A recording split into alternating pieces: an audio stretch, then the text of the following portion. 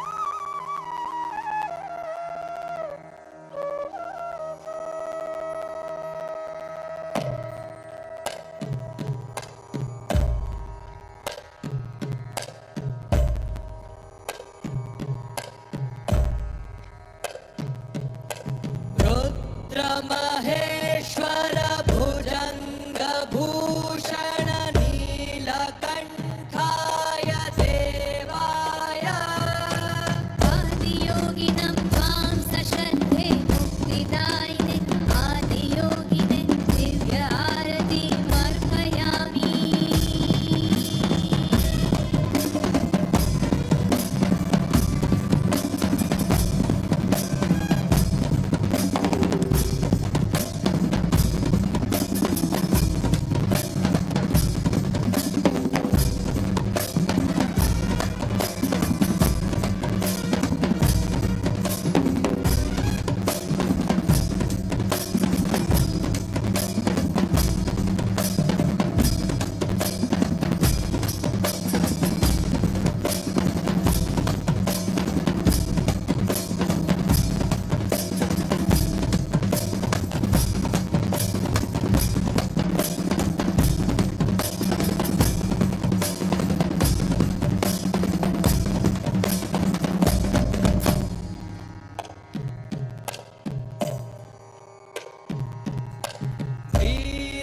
वीरभद्राय कालकालाय मृत्युञ्जयाय देवाय आदियोगिनं त्वां सश्रद्धे मुक्तिदायिने आदियोगिने दिव्य आरति अर्पयामि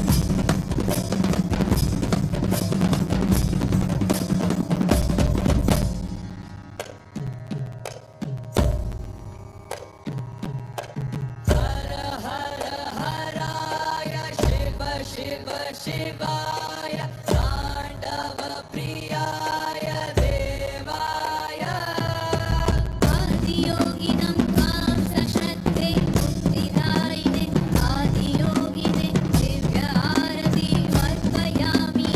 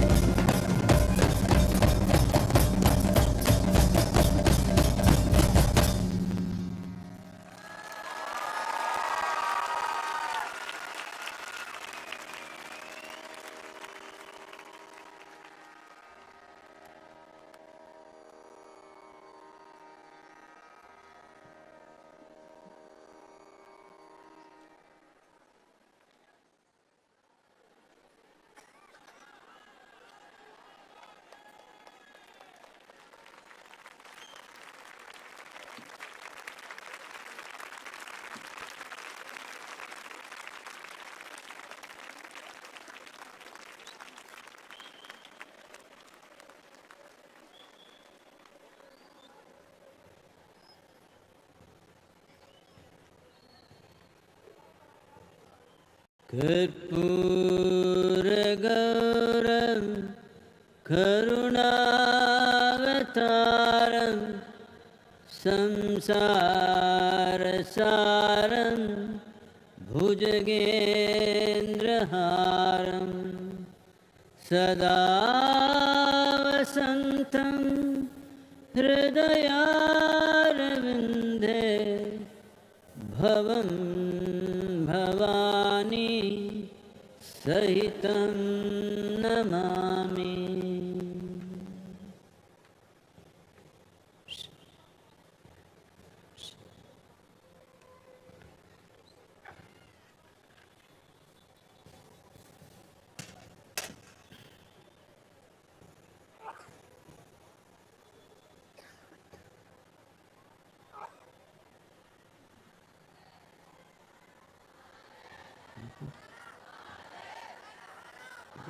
Sing the rest of the Guru Puja.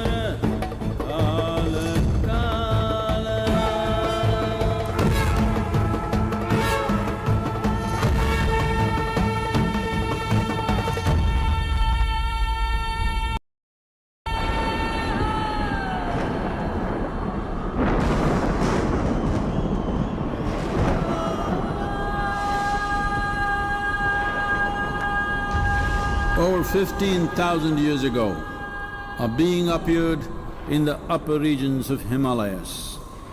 No one knew who he was, where he came from. The origins of this spectacular being were unknown.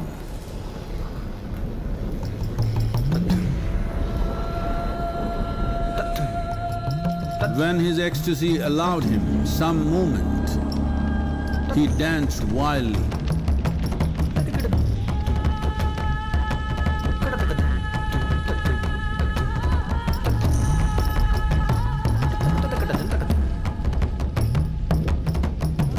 When intensity peaked, he became utterly still. People saw that he was experiencing dimensions that no one had ever known or able to fathom. His ecstasy and intensity allowed him to transcend his physical form. Witnessing an individual human in union with the cosmos, they called him a yogi, as he was the first one, the Adi Yogi.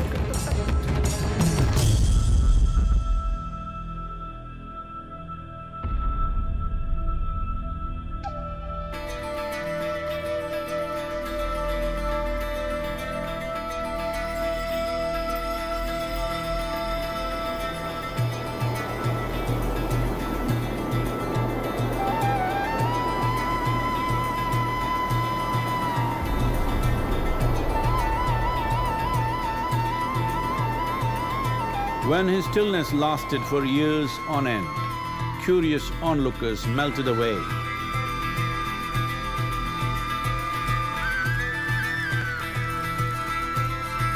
Only 7 seekers remained, as they could not tear themselves away from him.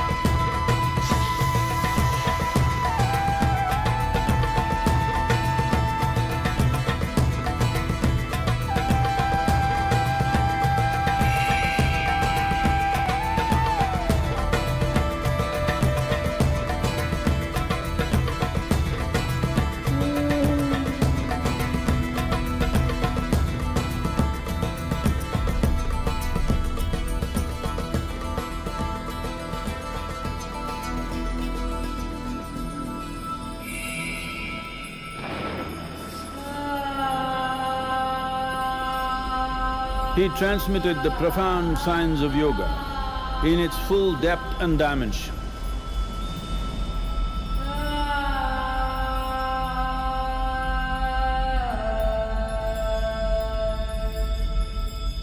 He expounded 112 methods of attainment, offering his disciples access to the deepest innards of creation.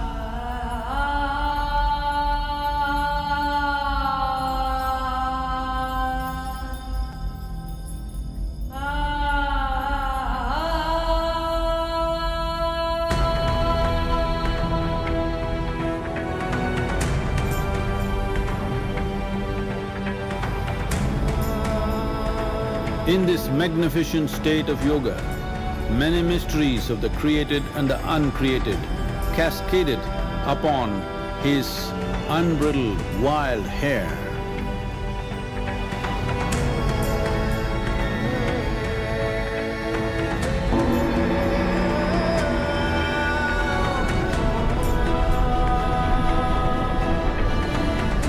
It was a vision of the very core of the cosmos in all its profundity and magnificence, a vision of the unfathomable mysteries of the universe, a most overwhelming vision the sages and Devi Parvati had ever witnessed.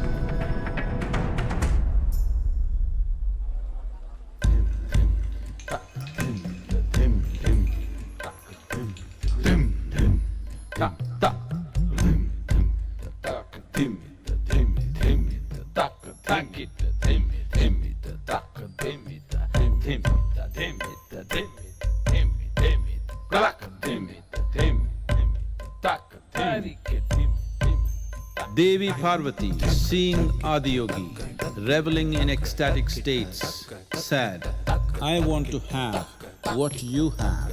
Show me the way."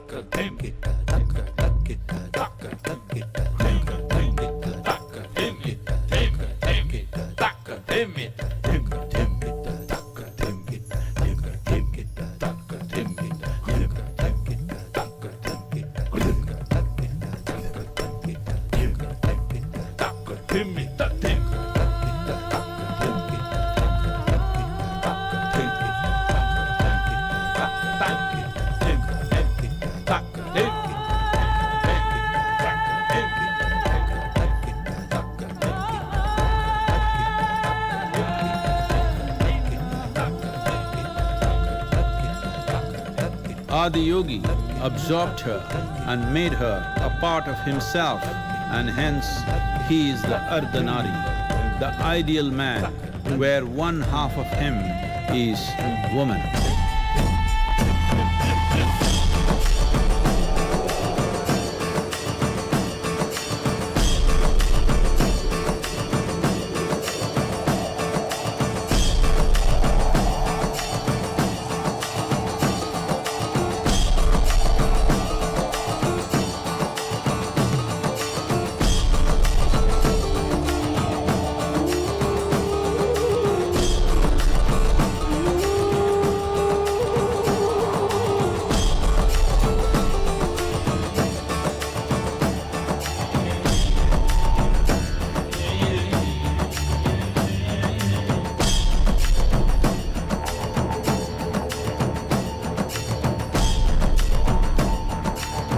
Seeing the splendor of this magnificent union, Ghanas, his constant companions, asked, "What about us?"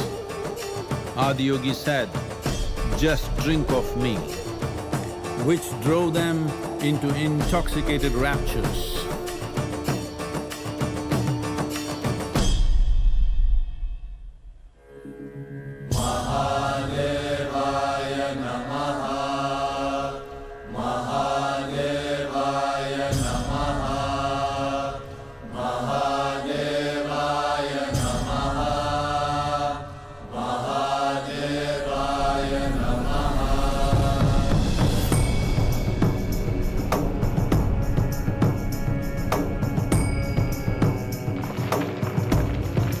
Seven sages, the Saptarishis, took the sacred science of yoga in all its forms to human habitations across the planet, which turned into crucibles of civilization.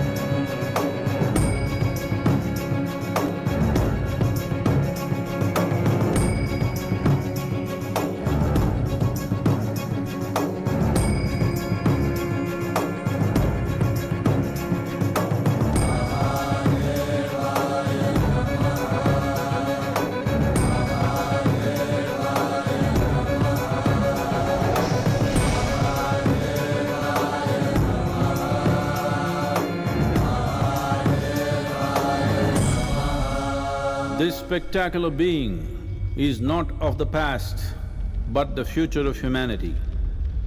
To move humanity from hallucinations of ups and downs to nameless ecstasies of one's interiority.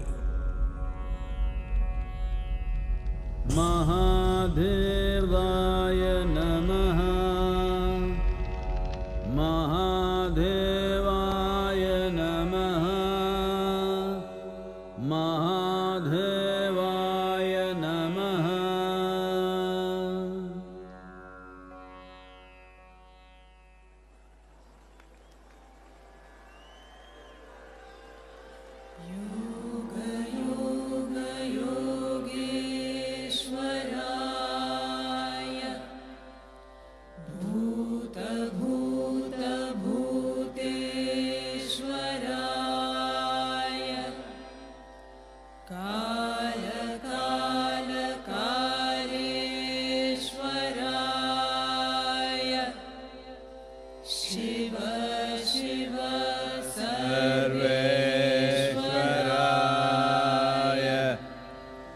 Shambho, Shambho, Mahadevaya.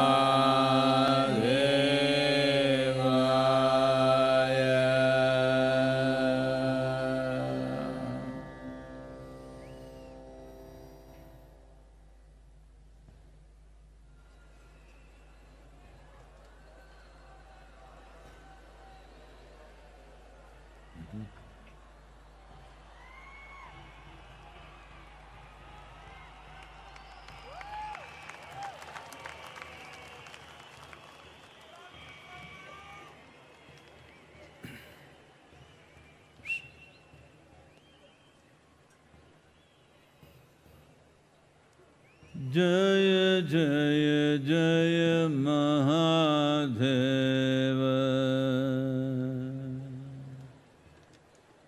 Jaya Jaya Jaya Mahadeva.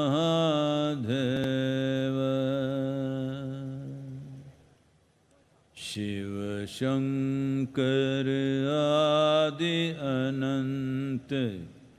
Shiva Shankar Adi Ananta. Jaya Jaya Jaya. Jaya Jaya.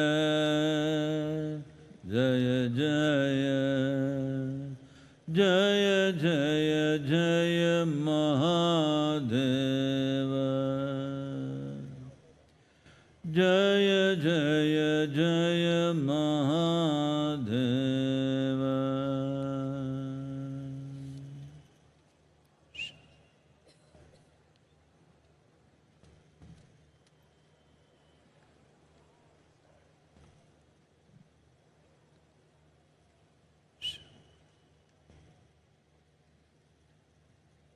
Can I risk one more story with you?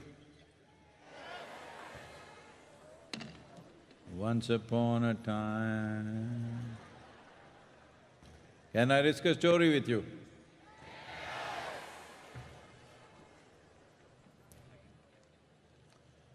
On a certain day,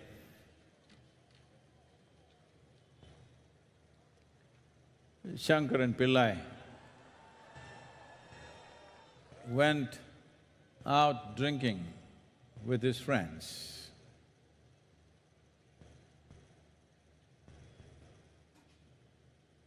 You know, drinking people, in some aspects they are like yogis, timeless. He was walking back from his office, he saw some of his friends were at the bar. He thought he will just spend 10 minutes and just a couple of drinks and go home. But because with a little bit of inebriation, you become both timeless and countless. He couldn't count the number of drinks he had, nor could he check his time. When he thought, oh, it should be late, I should go home, and he looked like this. It said, the watch, stupid watch said 2 a.m. It's not at 2 a.m., it's only 1. So then he thought he must go home and somehow found his way home. Then he pulled out the key. You know, they make this keyhole so small. Why can't they make it this big? It's so small. He struggled for 20 minutes to find the hole, put it inside and somehow opened it. Then he went in, slowly crawled up the staircase, went into the bedroom and on the way, when he was coming, trying to take a shortcut, he crossed a rose garden. Because his feet were partially rubbery, he happened to fall into the rose bush face down. He could feel some pain, some liquid on his face, but he didn't know what has happened. So he crawled up the staircase, went into the bathroom and looked at his face.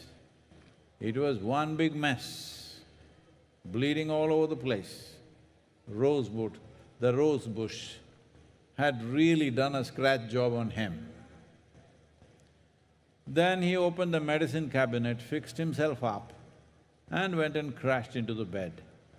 Fortunately, the wife was a big sleeper. Then in the morning, the wife brought a bucket full of cold water and splashed it on his face. He woke up, oh, why, it's only a Sunday morning, why are you bothering me like this? She said, you promised me that you will not drink. He said, for sure, haven't taken a drop. She caught hold of him by his shirt, dragged him into the bathroom and showed him. All the Band-Aid and plaster was on the mirror. Unfortunately, most human beings are handling their well-being like this. The fundamental thing that we need to understand is human experience. Human experience, joy or misery, peace or turmoil, agony or ecstasy, variety of experiences, all of them are manufactured within us, never outside of us. We may use some stimulus from outside, but essentially all positive, negative, whatever kind of experiences you have are made within you. Manufacturing unit is here. So if you want to ensure what is the nature of your experience, you have to turn inward, engineer this a little bit. Been talking about inner engineering for a long time, because if you do not engineer this the way you want, whatever you may have in the world, a bag of misery follows you no matter where you go. Is just being joyful, peaceful or blissful is the goal of life? No, no, no. If you are soaked in blissfulness, then this life will blossom to its fullest potential. You can explore the full depth and dimension of what it means to be a human being only when there is no fear of suffering, only when you are soaked in bliss. When every cell in your body has become pleasant, you have no concern about yourself. Or in other words, you might have taken up 1,000 concerns in your life, but you are never the concern. You may have 1,000 issues in the world, but you are never the issue. You may be handling many problems on a daily basis, but you are not the source of that problem. This much if you ensure, then this life will blossom into a different possibility. As I was saying earlier, this is a civilization which is dedicated to raising the human being into a divine status. This is not a civilization which is waiting for God to beget a son or send his messengers down here. This is a civilization which is about raising the human being to their peak potential. If you look back on the hoary history of the spiritual traditions of what we refer to as Hindustan, you will see men and women, the kind of men and women that gods would be envious of. Even gods came to consult the sages and seers, as the legends speak. Because a human being can rise to that position, every human being has the same possibility. How much are you willing to invest? How much are you willing to strive is the question. It's not for me to tell you how much you must strive for. But on a night like this, you must make a decision. It'll be good if you make a decision how far you want to go within yourself, how much freedom, how much blissfulness do you need for yourself. Because everything comes with a price, everything costs life. How much are you willing to invest?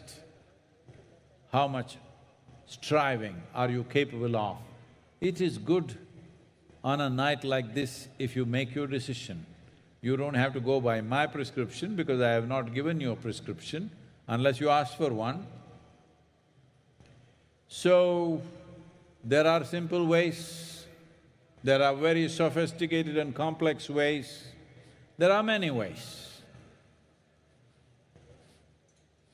112 ways.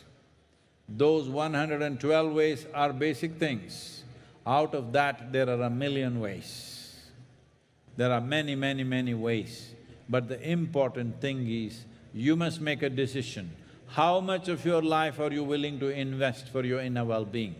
How much striving are you willing to do, are you capable of doing? This is something that you need to make up your mind on, and it must be today. It's best it is today, because who knows about it tomorrow? Tomorrow is wishful thinking. Yes, we plan for tomorrow, we strive for tomorrow, but we cannot live a tomorrow. So today is the day. If we want to make significant decisions about where are we going in our lives, externally you do whatever you want in your lives, whatever you're good at. But how you want to be is a choice. And this is the only creature that we refer to as human being who has this choice, who has the ability to exercise this choice. This is why no other creature is referred to as a being. But human struggles are all about this. If there was no choice for you, if you were like any other creature, that your way of being was determined by nature, you would have no struggles. It's the freedom that you're struggling with, it's not the bondage. I know it is fashionable to talk about bondage. I know those of you who are veterans of spiritual programs and discourses and books, everybody says life, the sufferings of life which entangle you. No, it is the freedom which is the problem. If you had no freedom, if you were fixed like every other creature by nature, you would have no struggle, no striving was needed. The problem is, nature has left it in your hands, how to be. If you do not exercise this choice, well, you won't fit into the framework of being a human being. Human creature is not a good one, because human creature is a dangerous creature. No other creature is that dangerous. Human creature is a terribly dangerous creature, but a human being is a tremendous possibility. It is my wish and my blessing, you must explore this possibility in this life. In this life. It's very, very important, because most of you or many of you are Hindus, you will say, I will do it in next life. Hello? This life? I'm gone, Sadhguru. This life? This life. In this life it must happen. That is, exploring the full depth and dimension of what it means to be a human being. First thing to do is, you determine your way of being, not something else, not what other people do and say. You determine the nature of your being. How to be is decided by you, only then you are a human being. Inner engineering is a wonderful solution, very simple. I must tell you this. I know many people could misunderstand this, but I've lived with misunderstandings all my life, so what's the problem? Someone came here a couple of years ago. This is a person who is over 70 or 75 years of age, I think. So he was here for 3 weeks. Then towards the end of his trip here, he wanted to see me, and I said, okay, because he wrote a note saying that he was with J. Krishnamurti, then he was with U.G. Krishnamurti, then he was with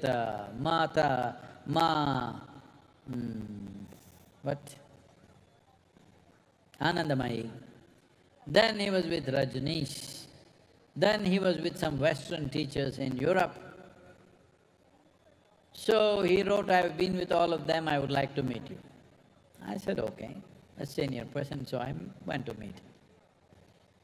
Then he said, see, I've been with all these people, every one of them has added something to my life, something beautiful happened to me when I was there, but I've been sitting here and watching for these 3 weeks. You're the only one who's built a spiritual factory. I said, what? He said, no, this is a spiritual factory. People just come, within 3 days, everybody is transformed, they're jumping with joy and they're going. I've seen batch after batch, they come and they go back in a completely different way. This is a spiritual factory. Then I thought, this is a wonderful idea. Then I called a few of our people just to test them, and I said, I think we should rename Isha Yoga Center as Isha Spiritual Factory. They said, no, Sadhguru, factory. Factory seems to be mundane, but you must understand, factory or an assembly line means consistency of product, consistency of results. So inner engineering is like that. We are not making it in art, we are not making it music, we are not making it something aesthetic, it's engineering. Because to enjoy music, to enjoy art, you need a specific kind of mind. Not everybody can enjoy every kind of music, not everybody can enjoy every kind of art form, but everybody can benefit from engineering. You just have to learn to use it, that's all. You don't have to worship it, you don't have to look up to it, you just have to learn to use it. So as a part of this, as we are rolling out a movement called Miracle of Mind, because this mind is a miracle, but a whole lot of people have turned this miraculous mind into a misery manufacturing machine. I want to see that maximum number of people enjoy the miracle of this mind. What a miracle we have in the form of human mind. How many things it can do, what wonderful things it can do, but people are busy stressing themselves, depressing themselves, frustrating themselves, losing balance, all kinds of things happening on a daily basis. So this Miracle of Mind movement is about offering simple processes, 15 minutes a day if you're willing to invest.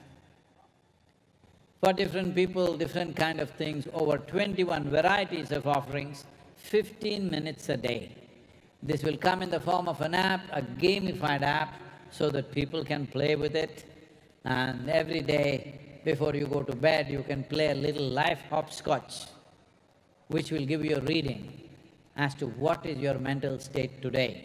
If you work on this, you'll also get rewards. I will not talk about it right now, but for the youth particularly, we are offering very strong scholarships for the youth. 50% scholarship they can get, or 100% scholarship they can get, but that is only if you don't have money, because it costs money to deliver this. But we are willing to give it free of cost, but if you are getting it free in scholarship, a certain number of hours a week, you must do something which is not about you, about somebody else. You can go and teach a child in a slum or something, a little bit of mathematics or science, or you can help an old person somewhere, or you can plant a tree or whatever, something which is not about your personal stuff. You do something that's good for somebody else. Certain number of hours if you put in, we will give full scholarship for in engineering for youth. If you're young, if you're not dead, I think you're young. Now I am wondering, the silence is scaring me. The silence is scaring me.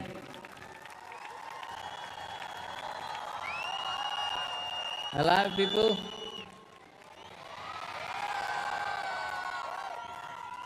Now, in this whole effort, there are many aspects to this, but this kind of movement, where we want to touch at least 3 billion people in the next 18 to 24 months, with 15 minutes of closing eyes. If 3 billion people close their eyes 15 minutes a day, believe me, the world will change in many ways. There was an experiment conducted in the United States recently, where young people were made to sit in a room where there's no television, no phone, no painting, nothing, white walls all around. They have to just sit there quietly for 15 minutes. If they cannot, they can opt to have an electric shock, a mild electric shock.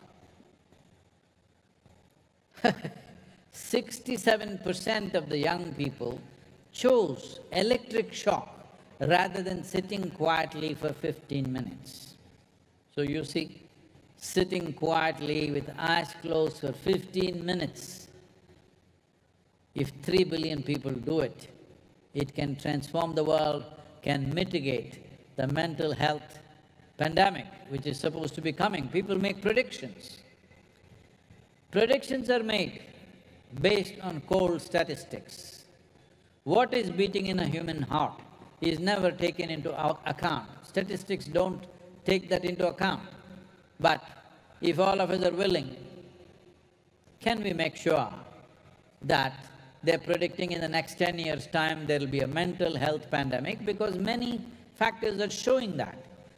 1 in 3 teenage girls in America are depressed, clinically depressed. Recently, the Surgeon General of United States said, 1 in 2 people, if there are 2 Americans, 1 of them is feeling lonely. Loneliness means it is the incubation period for mental illness. You are cooking it up, it's coming. So you're among 1 million people and you're feeling lonely. There are 8.4 billion people and you're feeling lonely. And there are trillions of other life forms and you're feeling lonely. This means you're cooking a mental illness, it's going to come. It's just a question of time. So 1 in 2, 50% of American citizens are feeling lonely. What is happening to the other 50%? You don't know. So this is the time. Either we can wait for terrible predictions to come true, or we stand up and see such things do not happen to us, because we are talking about what terrible things will come upon our children. That's what we are talking about. When we say in 25 years there'll be suicide pandemic, we are talking about our children. If you have any love in your heart for the generation next, we must ensure that such predictions, no matter what kind of facts it's based on, they should not come true. This is the effort. I want every one of you to be a part of this miracle of mind movement which will unfold from August, September onwards this year. Please be a part of it. There are questions, please. Oh, first thing is you have to stay awake, then awakening. Hello? Namaskaram, Sadhguru. Not like that. It must go on for 15 seconds.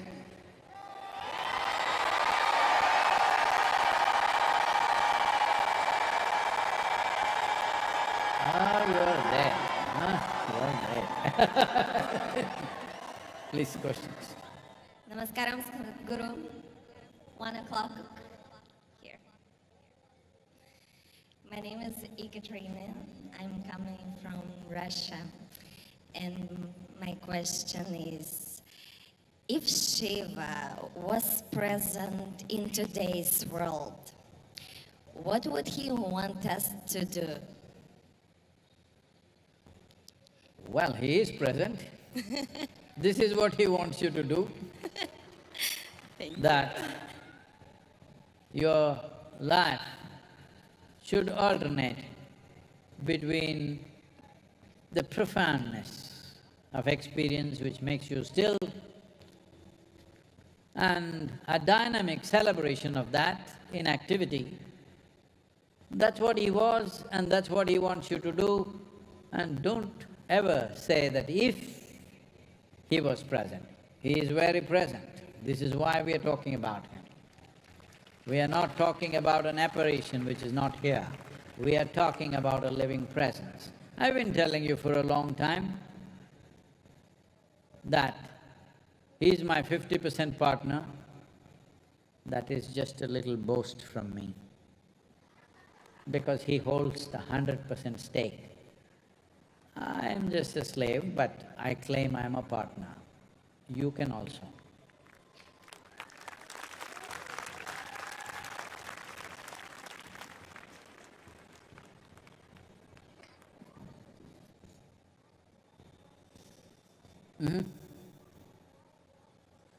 Namaskaram, Sadhguru.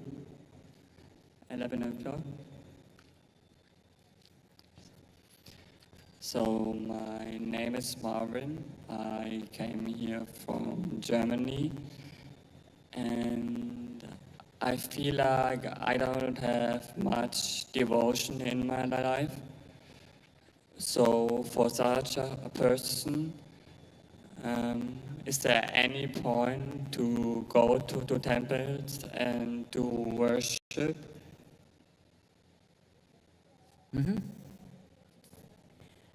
Well, talking about devotion, devotion means an intense emotion towards something or someone. Suppose somebody holds a gun to your head, you will see, you will realize you have phenomenal amount of devotion to yourself if your life is threatened. So we're just talking about shifting that from you to another. If you shift it to another person a little bit, if you shift a little bit, then we say it's a love affair. At least have you done that? If you shift a whole lot of it, then we say it's devotion. One who loves immensely naturally becomes devoted.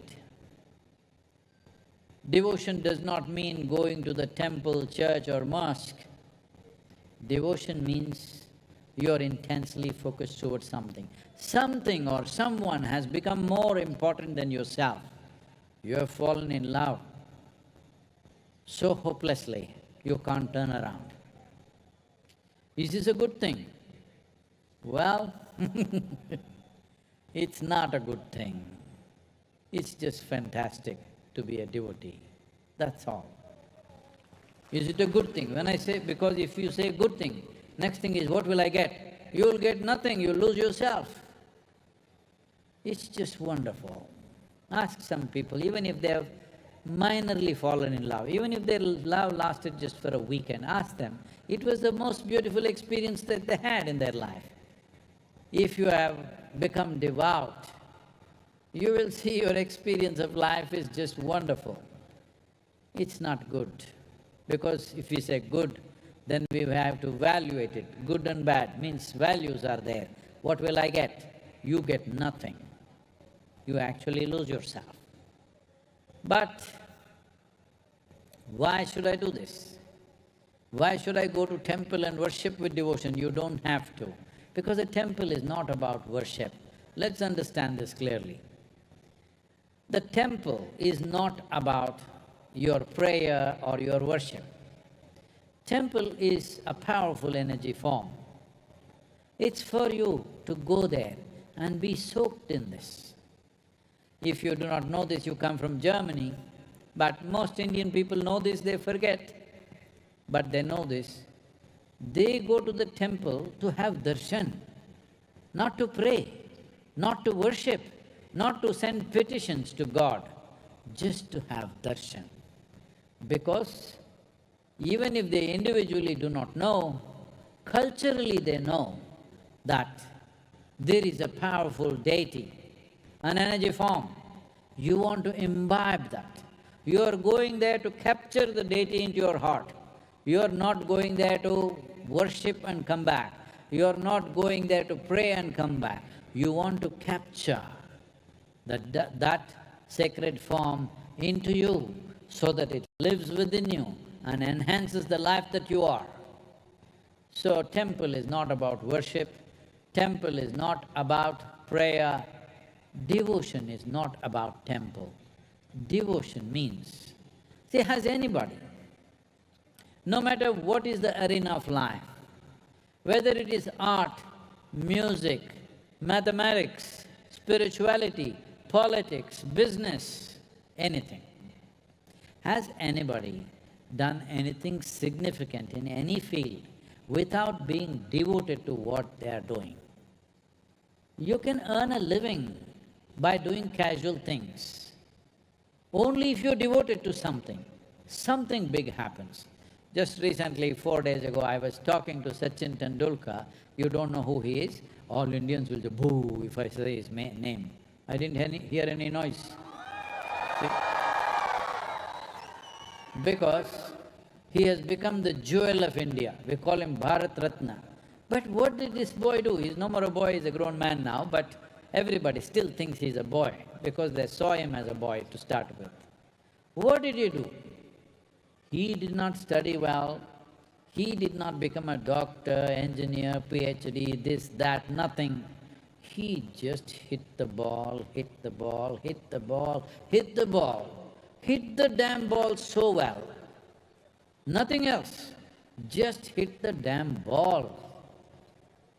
And he becomes the jewel of the nation, Bharat Ratna he became. Because that's devotion. If you're devoted to something absolutely, then you see life rises. Devotion is not about God. Devotion is about focusing everything you have in one direction. If you're scattered all over the place, what the hell will you do? Mediocre things. Only if everything that you have is organized and thrown in one direction, it will become a fireball of success. It will become something that will travel far.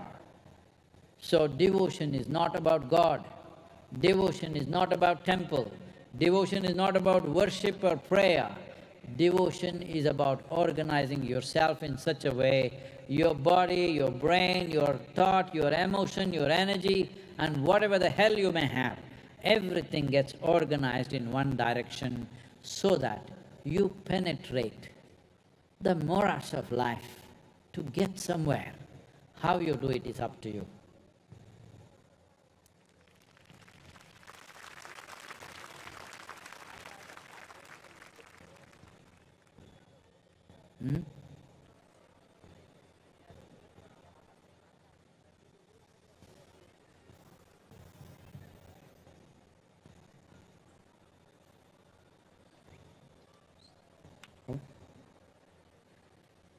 As a question.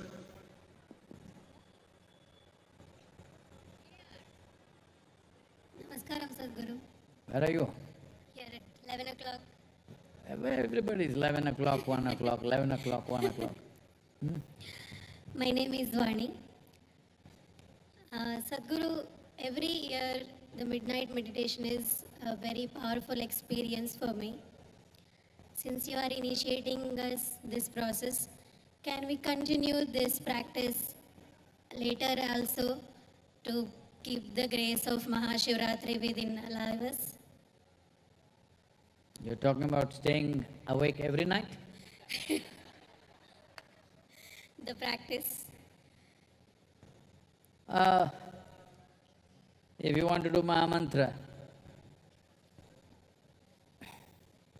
A bit of preparation is good.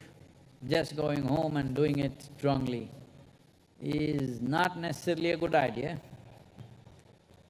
But you could do it mildly and see if it doesn't make you float around. You can, but I wouldn't advise that. I would say if you want to learn Mahamantra properly, you must come for at least 2 or 3 days and learn it in the right manner. Here we're doing it together, it's okay. But when you do it by yourself, it's important you get it right. Yes.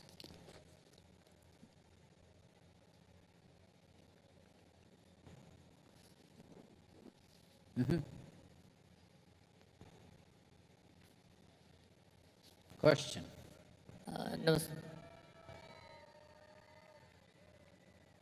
Namaskaram, Sadhguruji.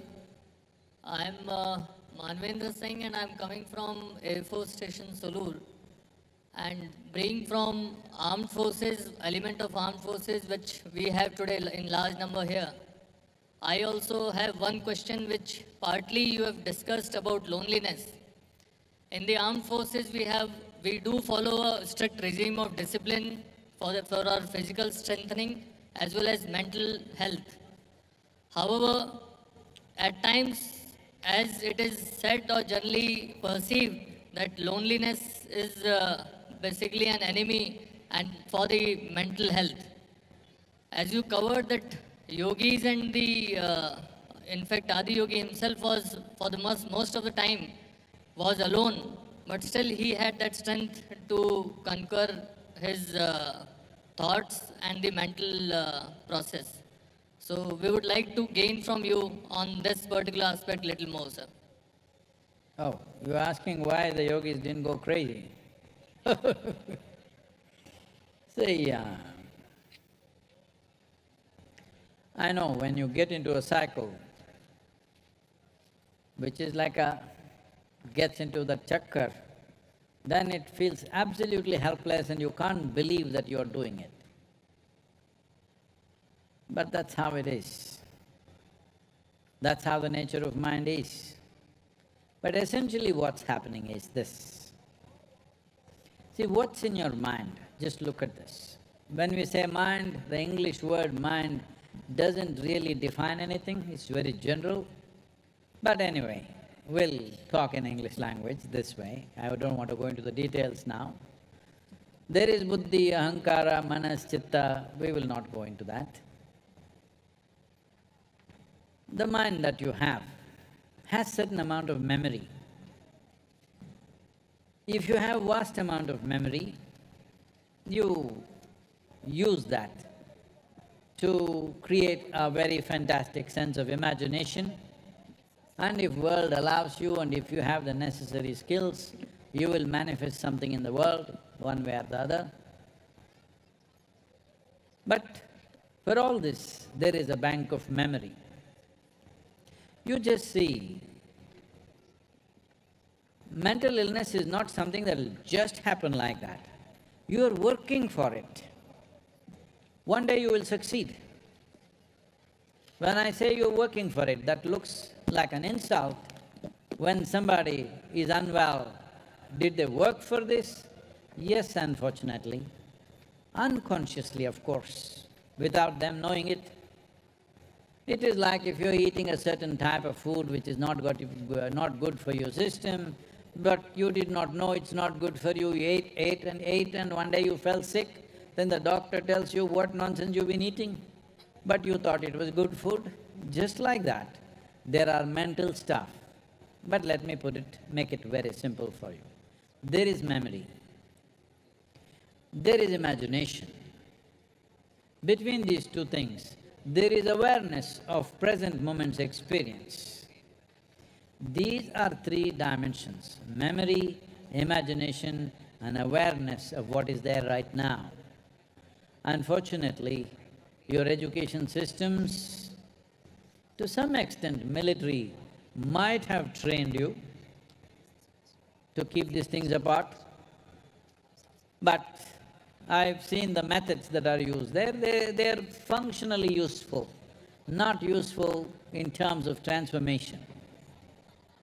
If you know how to keep your memory, imagination and awareness of the present moment in three separate boxes, then you will never have this problem of ever losing mental balance. Right now, you're sitting here, memory seeps in and tells you all kinds of things which are not true right now. It might have been 10 years ago, but not true, but it bothers you. See, what do people suffer? Just look at this. People suffer what happened 10 years ago, even today. People suffer what may happen day after tomorrow already. So they are not suffering life, they are suffering their own memory and imagination.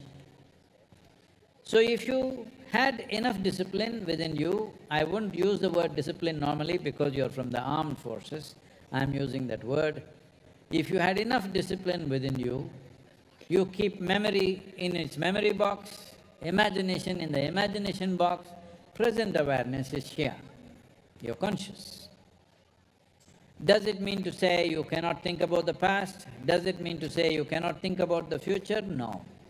Anyway, it is too complex to talk about this here. It is complex because it's so damn simple. It is so damn simple because people are going about teaching each other, be in the moment, be in the moment. I am asking you, please be somewhere else and show it to me for one moment. Can you be somewhere else? Sleeping people, I'm asking you, can you be somewhere else? Then why should you strive to be in this moment? Anyway, you're here. Only thing is they're telling you, do not think about the past, do not think about the future. Well, only because we have a very vivid sense of memory and a fantastic sense of imagination. As human beings, we have a rich life compared to any other creature because there is such a vivid sense of memory and out of that, a fantastic sense of imagination. It's out of this, human beings are able to do so much which no other creature can do. We're doing a little too much, that's another matter.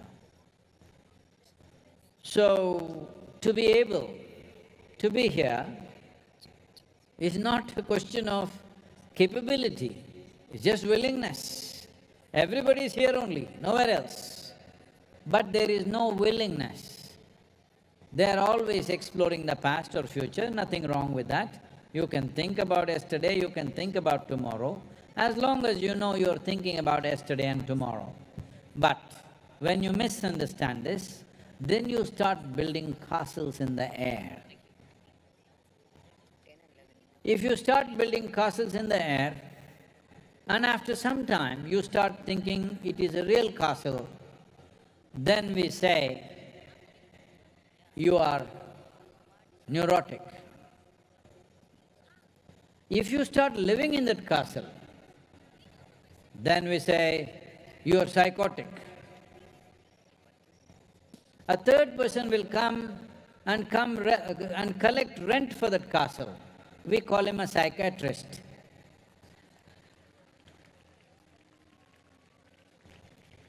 A castle that you built in the air, you shouldn't live in that. You can build a castle, but you don't believe it's there. There's a wonderful,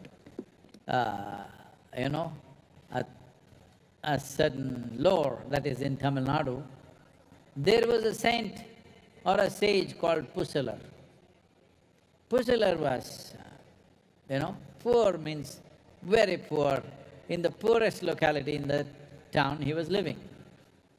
The king built a magnificent temple for Shiva. Tomorrow is the consecration and Shiva is praying that Shiva should come and visit his temple. But in his dream, Shiva came and told him, I cannot come to your temple tomorrow because I am going to Pusalar's temple. The king thought, who is this Pusalar? I have built such a great temple and Shiva says he's going to Pusalar's temple. So he went looking everywhere, where is this Pusalar? Then in the poorest of the poor locality of the town, in a small hut, they said, this is Pusalar.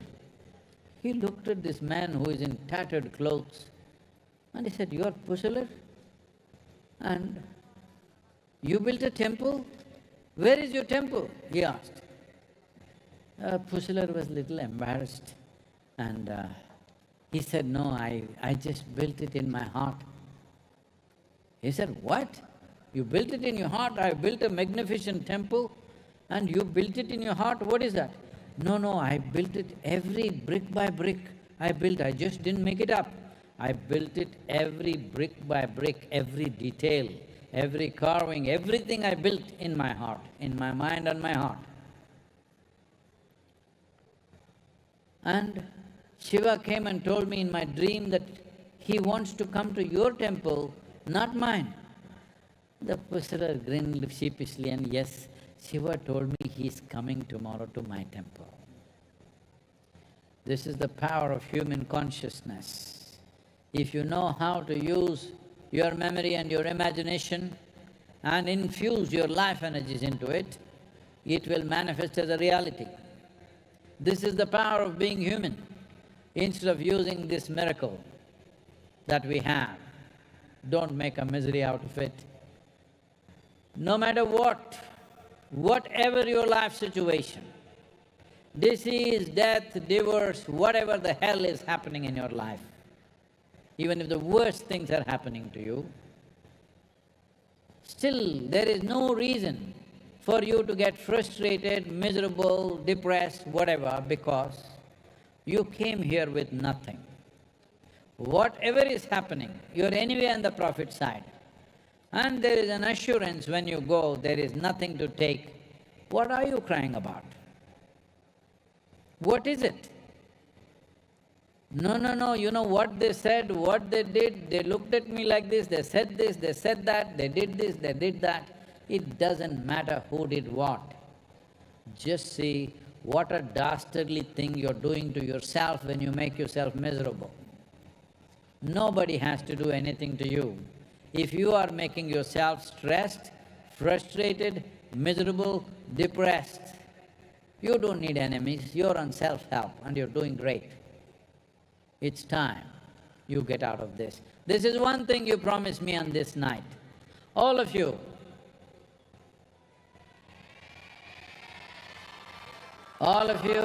at least in one moment in your life, you have known what it means to be a wonderful human being, have you? You've been wonderful to yourself and somebody else around you, at least one moment. So you're capable of being wonderful. I'm saying there is simply no reason. There is no reason in this life, or even if you're approaching death in the next moment, there is no reason for you to surrender your wonderfulness. Just keep this one thing, then every day is a MahaShivRatri for you.